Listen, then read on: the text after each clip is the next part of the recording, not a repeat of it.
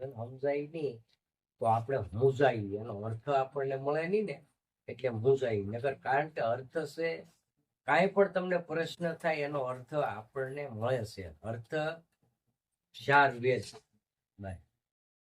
પછી સૌદે બ્રહ્માંડી આપણા દેહ, પછી નવખંડ અને 18 સીમા. આ બધું આપણા દેહમાંથી જ આવેલો છે. એનો જે ગ્રંથ, આપણા ગ્રંથ કહેતા ઈશ્વર, એ આપણા હૃદય, એ આપણને કહે, પણ એ કહીએ કે જે આપણી વૃત્તિ છે હાવ શુદ્ધ થઈ જાય. ભાઈ શુદ્ધ કહેતા હાવ ચોખ્ખી, કે જેને આપણે શુદ્ધતા કહેવાય. શુદ્ધતા આપણે જેમ જેમ આપણે એને કાતવા મળી એટલે ચોખ્ખી થાય, એટલે એનો આભાસ થાય. આભાસ એટલે શુદ્ધતા એ બ્રહ્મ છે, એમાંથી ઉર્જા આપણને ઉર્જા રૂપી આભાસ થાય. એ કઈ એવું ન હોય કે આપણી ઘોડ્યા બે જણા વાતો કરે, એ આપણા હૃદયમાં એવો આભાસ થાય આપણને, કઈક બુદ્ધિને પ્રેરણા, કોને બુદ્ધિ દ્વારા આપણને ખબર. અત્યારે આ વિજ્ઞાની લોકો છે, અત્યારે અહીંથી ફોન કરે કે અમેરિકા વિદેશમાં ગમે એના, તેથી ફોન નતા, પણ તેથી જે આ સુરતા છે એ નવે ખંડમાં ભાઈ 14 બ્રહ્માંડ સુધી બધે ફરે. હવે એમાં જે સંતો, જે ધર્મ એલીરા, કે જેને આપણે અટાણે ઉગમ કોષ કહેવા, એમાં ગોંડલ લાભુ દાદા થઈ. હવે લાભુ દાદા પ્રાણલિકા ને ઉછેર કરનાર લાભુ દાદા બ્રાહ્મણ હતા ગોંડલ.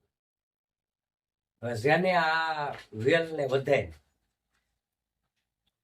હવે ઈ જેને કહેવામાં આવે કે ભાઈ ઓહમ તને સોહમ કહાવે, પીર પેગંબર નિંદ્રાનું આવે, કે ગુરુ ગોરખ જ્ઞાની કહાવે, અનંત કરોડ તો કે આમાં વિષ્ણુ કહાવે, પણ જો કોઈ અખંડ ગુણ લાગે અને જો ઘર સૂજે તો એટલે મુક્તિ. પણ સોહમ શબ્દ એટલે 5 તત્વ અને છઠ્ઠો સિતાર. કારણ કે જે મૂળ નાભી કમળમાં જેનો તાર, નાભી કમળ એટલે આપણે ડૂટી અમે, ઈ તો એક નિશાન, આપણે જે નામ સ્મરણનું નિશાન છે. નાભી એટલે કે જે નિશાન સદગુરુએ દીધું એ નિશાન. હવે આમાં જો જેનો તાર લાગે તો એને ઈ પ્રાણલિકા ઉગમ શબ્દ કહે છે. પણ જે આનો ઉલ્લેખ એવું કહેવાનું છે કે મન, બુદ્ધિ, ચિત્ત ને અહંકાર. હવે અહંકાર રૂપી જે અંકુર જેના એમાં ફૂટે, આધીનતા ન હોય તો ભજન તમે કોઈ દિવસ કરી શકો. તમારા એમાં પોતાના એમાં સ્વયંભૂ આધીનતા પહેલી આવતી. આધીનતા એટલે શાંતિ, આધીનતા એટલે તમારે નિર્મળ શીત, તમારું શરણાગતિ ભાવ જોઈએ. હવે શરણાગતિ ભાવ ન હોય, તમે ભજન થોડું ઘણું કરો, તમારા ઘરમાં સીધો ઘંટો હશે, એ શું કામ સડે? તમે ભજન કરો એટલે અમે મારો નાથ જ પ્રેમ હોય, ઓલા ખેડવા. હવે એમાં તમારી આ શરણાગતિ ભાવ ન હોય, ગુરુને આધીન તમે ન હોય, એટલે તમે એમાં રહી શકો. હવે પોતે તમારું પોતાનું ભજન વયું છે કે જેને આપણે સરવાળો, ગુણાકાર, બાદ બાકી અને ભાંગાકાર. હવે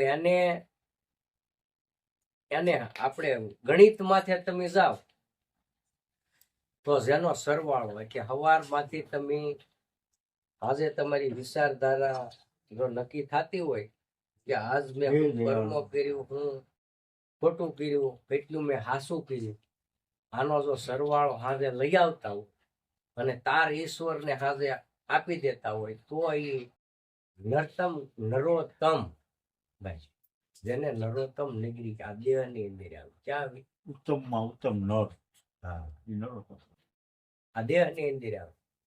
હવે આમાં સુરતા જે આપી અને જે નિંદર કરે છે એ અદ્વૈત દ્રષ્ટિ છે. શું છે? અદ્વૈત દ્રષ્ટિ. દૈત્ય નથી, અદ્વૈત નથી. અદ્વૈત દ્રષ્ટિ જો પ્રાપ્ત આપણને થાય તો એને વનરાવન કહેવાય. શું કહેવાય? એ કે વિઠ્ઠલ વનિતા વ્રજ વિઠ્ઠલ વનિતા સર્વ સોડી વન સાલી. ભાઈ એ કે વિઠ્ઠલ ને કાજે એ કે પામી પદાર્થ ચાર કામ અર્થ અને મોક્ષ. ભાઈ કામ અર્થ અને મોક્ષ જો એને મળે એ એને પોતાને જે ભજન કરતો હોય એને પોતાને ખબર હોય હું મુક્ત સૌ કે નથી. ધર્મ અર્થ કામ મોક્ષ. પણ ઈ સમર્પણ જેને ભાવ હોય તો થાય. હવે આપણે એમ કહીએ કે ભાઈ કૃષ્ણ ભગવાનને ગોતવા જાય કે ભગવાનને ગોતવા જાય, હવે ઈ ભરમણા રહે તો આપણે અટવાય. તમારે પ્રગટ જો ભગવાનને મળી લેવું હોય તો પરાશી મધુબા પાસે ઘેરે જાવ. ટાણે પ્રગટ છે ભાઈ. જે પરાશીને પીપળે જે આડાસઈ પદમમાં જેને પ્રાણ છોડ્યા પરાશી પ્રગટ્યા. એવું જેને જો આભાસ થયો હોય, એવું ભજન કર્યું હોય, એવું અનુભૂતિ કી હોય તો આ બની ભાઈ. પછી એક છે આ ભેદ ભ્રમણામાંથી તમે બારા ન આવો તો તમે ગુરુને ન ઓળખી શકો. હવે ગુરુ હોય એ ગુરુ કે તો આપણા ગુરુ છે.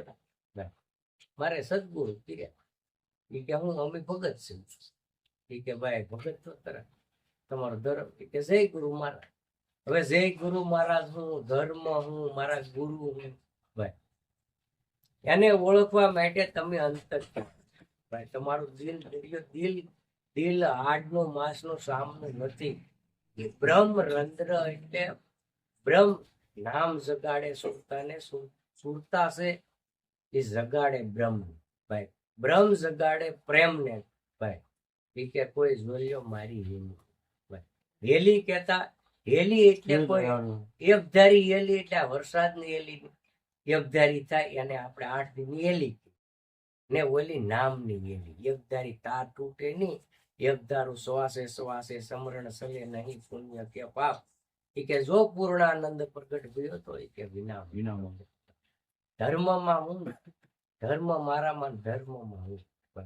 આવી સુરતા અને શબ્દનો જે યોગ થઈ જાય ભાઈ કે જે ગુરુ અને શિષ્ય સુરતા છે એ શબ્દમાં લઈ થઈ જાય અને શબ્દ છે એ સુરતામાં લઈ થઈ જાય. જો આવી અદ્વૈત દ્રષ્ટિ જો પ્રાપ્ત જીવો એને મોક્ષ થાય. રૂપિયા વાળા હોય તો આપણે લઈ એવું નથી. કારણ કે 1,52,52 કરોડ 50 આપણે ભલે ને ગમે તું એમ કહો પૈસા વાળા હોય માલામાલ હોય ઘરમાં નાખાનો માગ ન હોય. 1,50,00,000 1,00,00,000 કનક કોટી ગાયું સોનાની સિંગડીએ રૂપાની ખરીએ મઢાવી. પણ કાશીએ જઈને જો કોઈ કરવત મેકાવ્યું તો જે આ ધર્મને જે ધારણ કરે નિજ્યા ધર્મ છે. ગમે એટલું દાન કરે તો આ નિજ્યા ધર્મને જો કોઈ પાળતું હોય તો એની એક તુલના પણ આવી. કે શેષને ઘરે કોળંબા રાણી પૂછતા ધર્મ નિજાર કે ધર્મ થકી આ પૃથ્વીમાં વર્ષે 12 આ પૃથ્વીમાં વર્ગે ભાઈ. શેષને ઘરે કે કોળંબા રાણી ધર્મ નિજાર ની ભક્તિ. હવે આહો નિજ આ જે મન અને પવન. મન પવન છે એ જો આપણને સમજાય અગમ ખડકી પડે અને આપણું અંતરું ભાંગે. અને આપણે મૂળ ત્યાં હતા ગુરુ શરણ ધરી લે. ગુરુ કે તે વસન ને ધ્યાન ધરી ભાઈ. કે સૂક્ષ્મ આહાર નિંદ્રા ને વાર કે જ્ઞાની તારા યોગ તંત્ર ને તું ગુરુ છે.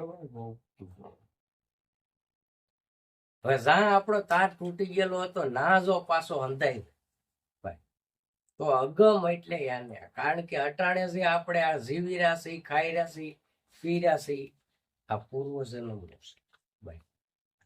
હવે આગળ જો કાંઈ નિર્માણ કરવું હોય તો આપણે સત્કર્મ કરવું.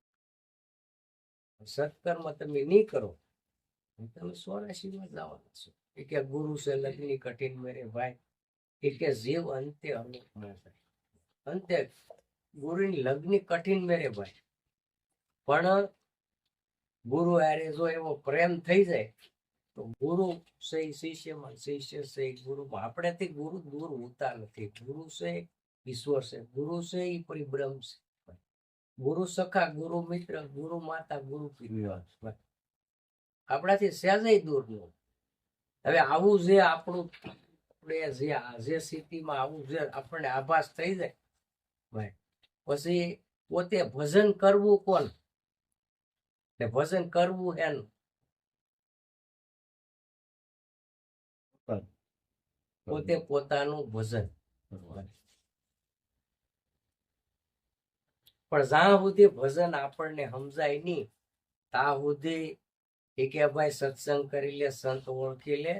સંતો તો જુગે જુગમાં દર્શાય. એક જુગની વાત નથી, સંતો તો જુગે જુગમાં દર્શાય છે. પણ પેલો સત્સંગ કરી ને સંતને ઓળખી.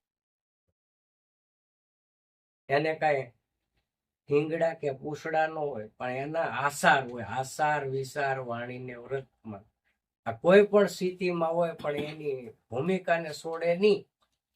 એટલે ઈ સંત કોઈ પણ અવસ્થા હોય. એમ જ્યાં સુધી મધુ બાપા કહે એમ કે ગુરુ કિયા મેં ગોરખનાથ ગઢા નાખીનાથ ધન હરે ધોકો કરે, ગુરુ કલ્યાણ કેદી કરે.